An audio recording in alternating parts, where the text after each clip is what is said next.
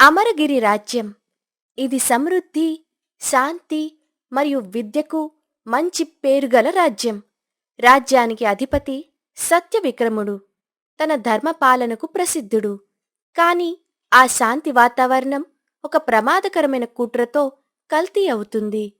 శత్రు రాజ్యానికి చెందిన ధరణేశుడు గూఢచారులను అమరగిరిలో ప్రవేశపెట్టాడు. ఈ కుట్రను పసిగట్టి దానిని అంతం చేయటానికి రాజు తన విశ్వసనీయ గూఢచారి గౌతమికి బాధ్యత అప్పగిస్తాడు. కాని గౌతమి తన పనిలో ఉన్నప్పుడు ఆమె జీవితం గురించి ఒక సంచలన నిజం బయటపడుతుంది. అది కథలో 3 కీలక మలుపులను తీసుకువస్తుంది. రాజు సత్యవిక్రముడు తన గదిలో మంత్రులు, సైన్యాధికారులతో గూఢమంతనాలు చేస్తున్నాడు. గౌతమి ప్రవేశిస్తుంది. గౌతమి, రాజ్యంలో శత్రువుల కుట్రలు తీవ్రంగా పెరిగాయి. ప్రజలు భయంతో ఉన్నారు. నువ్వే నా నమ్మకం. ఈ ద్రోహానికి తెరదించాలని భావిస్తున్నాను. ప్రభూ, మీ మాటలకు నా ప్రాణమంకితం. ఈ శత్రువులు ఎంత బలంగా ఉన్నా నేనెదుర్కొంటాను. గౌతమి, ఈ పని తేలిక కాదు. వారు రాజ్యం లోపల వారిని కలుపుకొని పనిచేస్తున్నారు. అయ్యా, వారి బలాన్ని చూసి వెనక్కి తగ్గే మనిషిని కాదు నేను. రాజ్యానికి న్యాయం చేయడమే నా ధ్యేయం. మహారాజా, ఆమెను ఏకంగా ఈ పని చేయనివ్వడం ప్రమాదకరం. కావున ఆమె ధైర్యం అన్నింటికంటే గొప్పది. గౌతమి, ఇది నీ భరోసా చూపించాల్సిన సమయం. ప్రభూ, మీ నమ్మకాన్ని తప్పక నిలబెట్టుకుంటాను. ఈ కుట్ర వెనక ఉన్నవాళ్లను ఖచ్చితంగా బయటపెడతాను. గౌతమి రాత్రి చీకటిలో రహస్య మార్గం గుండా వెళుతుంది. అక్కడ ఆమె తన మిత్రురాలు రత్నమాలను కలుస్తుంది. రత్నా, ఎలా ఉన్నావు? నేను బాగున్నాను. నువ్వెలా ఉన్నావు? బాగున్నాను గాని సమాచారం ఏమైనా ఉందా? ఉంది. కాని నువ్వు అనుకున్నంత చిన్న విషయం కాదు. ముందు విషయమేంటో చెప్పు. అది ఎంత పెద్దదో నేను చెబుతాను. గౌతమి, నేను కనిపెట్టిన సమాచారం ఎంతో ప్రమాదకరం.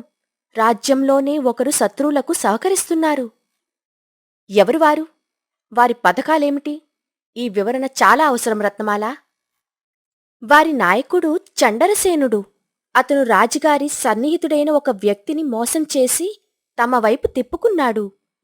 చండరసేనుడు. అతను ఇంత ధైర్యంగా ఉండటమే అతని బలహీనత. అతన్ని వెంటనే ఎదుర్కోవాలి. గౌతమి, ముందు జాగ్రత్తగా అడుగులు వేయాలి. అతను చాలా తెలివైనవాడని మనం మర్చిపోవద్దు. ఒకవేళ అతను ఎంత తెలివైనవాడైనా మన రాజ్యానికి నష్టం కలిగించగలడని అనుకోవడం అతని అతి విశ్వాసం. మనం కలిసే ఈ పని చెయ్యాలి. రాజ్యం మన నమ్మకాన్ని కోల్పోకూడదు. ఇక మొదలు పెడదాం. నా కళ్ల ముందే అతని కుట్రలు నిలిపివేస్తాను. ముందు వాడెక్కడున్నాడో తెలుసుకోవాలి. తాండారి సరస్సు వద్ద ఉన్నాడని సమాచారం. ముందు వాడి బలగం చూసి వస్తా. నువ్వు ఇక్కడే ఉండు. సరే, నువ్వు జాగ్రత్త అని గౌతమి అక్కడి నుండి తాండారి సరస్సుకి ప్రయాణిస్తుంది. వాగు ఒడ్డున చండరసేనుడు 15 మంది సైనికులతో కాపు కాసి ఉంటాడు. గౌతమి చండరసేనుడి గూఢదళాన్ని జాగ్రత్తగా చేరుకుంటుంది. గౌతమి తన గుర్రంతో చండరసేనుడు ముందుకు వెళుతుంది. అప్పుడు చండరసేనుడు గౌతమితో మాటల యుద్ధానికి దిగుతాడు. అనుకుంటున్నా ఇంకా రాలేదేంటా అని. వచ్చేశావు. శాంతికి, విద్యకు చిహ్నమైన మా రాజ్యానికి హాని చెయ్యాలనుకుంటే చూస్తూ ఊరుకోను. నీ రాజ్యం కోసం నీ అడుగులు, దాన్ని చేజిక్కించుకోవడానికి నా పరుగులు. భలే భలే. అది నేను ఉండగా జరగనివ్వను. అవసరమా? ఈ దుశ్చర్యలో నువ్వు నా మార్గంలో నిలబడటం, ఇది నీ పతనానికి కారణమవుతుంది గౌతమి.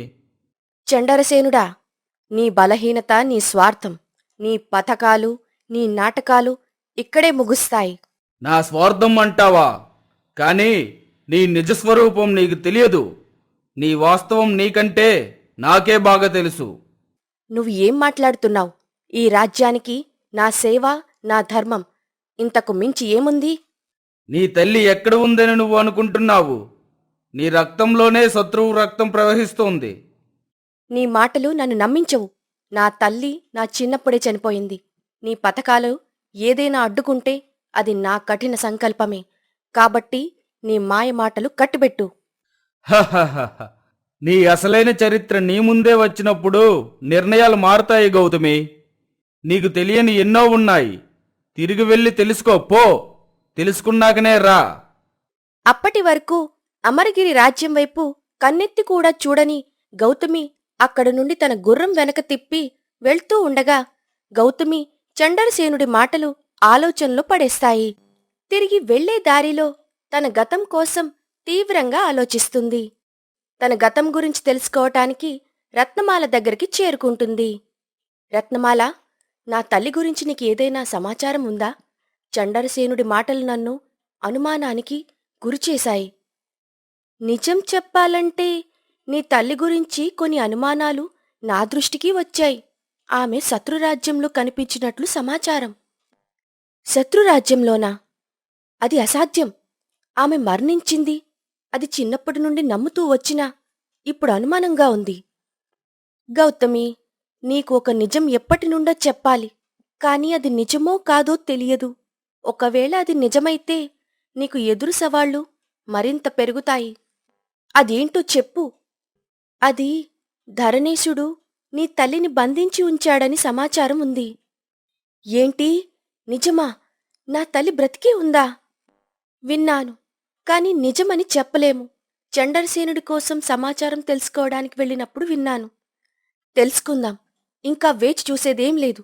నా తల్లి కోసం నేనేం చేసైనా సరే, ఎంత పెద్ద కోటలోనే ఉన్నా సరే, ఆ కోటలో కాపలాగా రావణాసుడు ఉన్నా సరే, తల నరికి అమ్మని తిరిగి తీసుకొస్తాను. నువ్వు చాలా ప్రమాదంలోకి వెళ్తున్నావు. జాగ్రత్త. ఒకవేళ ఇది నిజమైతే నీకు ఎన్నో ప్రశ్నలు సమాధానాలు దొరుకుతాయి. నిజానికంతా వెలుగులోకి రావాలి. నా తల్లి కోసం నేను వెళ్ళి తీరుతాను. ఈలోపు చండరసేనుడి కదలికలు గమనిస్తూ ఉండు. సరే గౌతమి, కాని నీ తల్లిని ఎలా గుర్తుపడతావు? తల్లి ప్రేమ చాలా గొప్పది రత్న. ఆ దేవుడు ఏదో ఒక మార్గం చూపిస్తాడు. నేను వెళ్ళొస్తా. చీకటి పడేలోపు ఆ రాజ్యం చేరుకోవాలి. సరే గౌతమి, జాగ్రత్త. గౌతమి ధరణేశుని రాజ్యంలోకి బయలుదేరుతుంది. అక్కడికి వెళ్ళాక ఒక సాధారణ సేవకురాలిగా చొరబడుతుంది. ఆమె గహన మార్గాల్లో సంచరిస్తూ తల్లిని వెతికే ప్రయత్నం చేస్తుంది. ఈ క్రమంలో ఆమె ధరణేశుని ప్రధాన సైనికాధికారి అయిన విరూపాక్షుడికి ఎదురుపడుతుంది. ఓయ్, నువ్వు ఎవరు?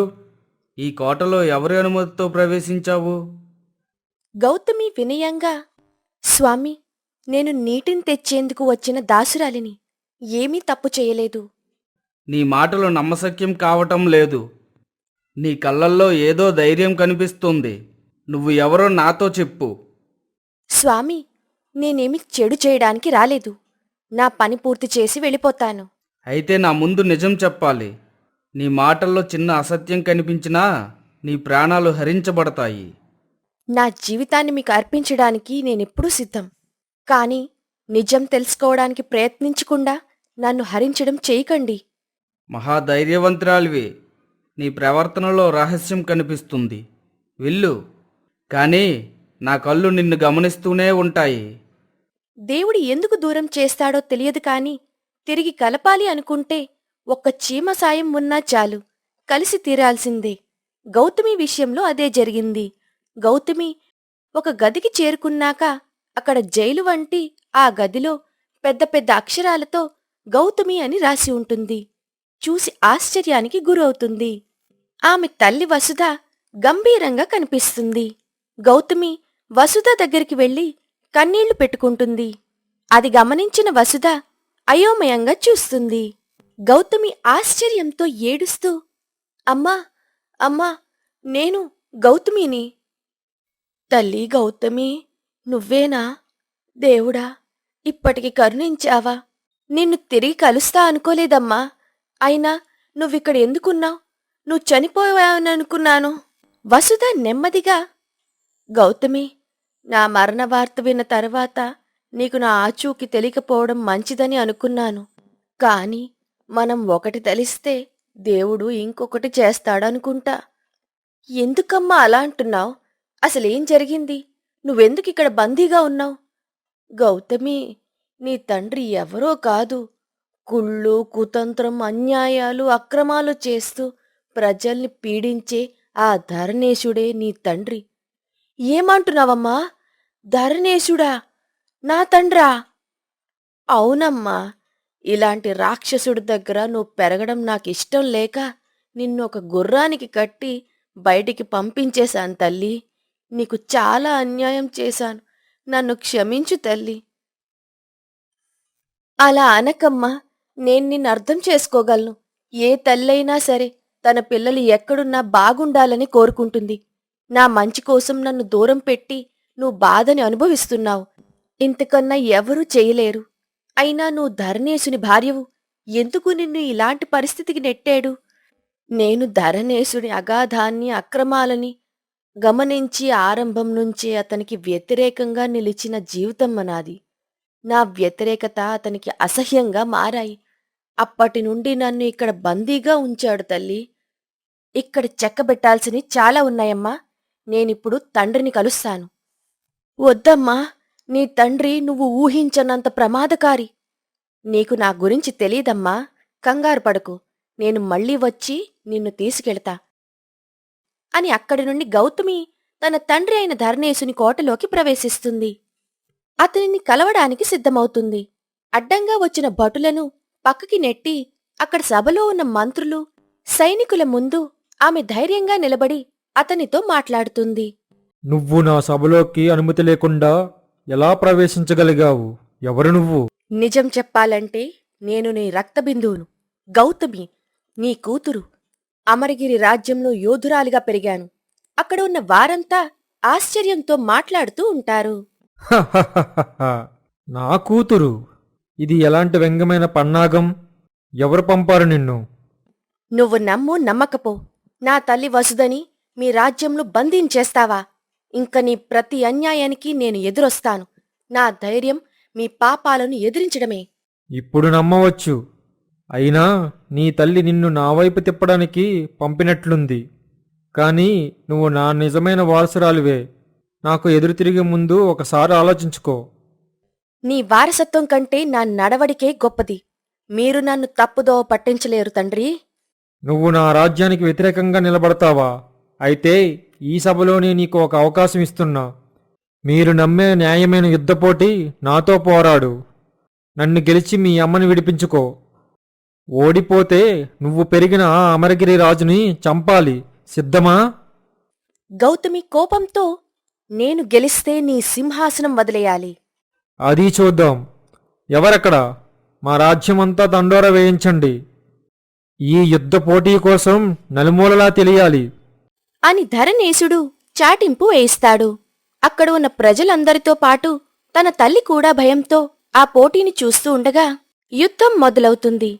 అదే సమయంలో తన మిత్రురాలైన రత్నాతో పాటు సత్యవిక్రముడు మరియు కొంతమంది సైనికులు అక్కడికి చేరుకుంటారు. ఇది నా తల్లి కోసం అని మనసులో ప్రార్థన చేసుకుంటుంది. నీ నిర్ణయం తప్పు.